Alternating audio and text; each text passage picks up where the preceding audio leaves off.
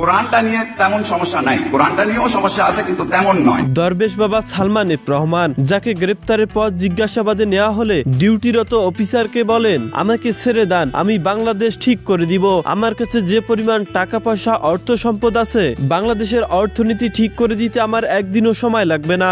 দর্শক, কি পরিমাণ টাকা পয়সা থাকলে জেলখানা থেকেও মানুষ এরকম কথা বলতে পারে? প্রধানমন্ত্রী শেখ হাসিনার বেসরকারি শিল্প ও বিনিয়োগ বিষয়ক উপদেষ্টা থাকা অবস্থায় হাজার হাজার কোটি টাকা দুর্নীতি করেছেন এবং বাইরের দেশে পাচার করেছেন। সেই সাথে বাইরের দেশে করেছেন সম্পদের পাহাড়। মিডিয়ার তথ্য মতে যার ব্যাংকগুলো থেকেই ঋণ নেওয়া আছে ৯৫,০০০ কোটি টাকা। ৮০-র দশক থেকেই তিনি শীর্ষস্থানীয় ঋণ খেলাপি হিসেবে পরিচিত ছিলেন। সালমান এফ রহমানকে বাংলাদেশের সবচেয়ে বড় ঋণ খেলাপি বলা হয়। চরম নারী লিপ্সু সালমান এফ রহমান অন্যের বউকে ভাগিয়ে নিয়ে বিয়েও করেছিলেন। তবে দর্শক, সালমান এফ রহমান সম্পর্কে আপনার কি মন্তব্য?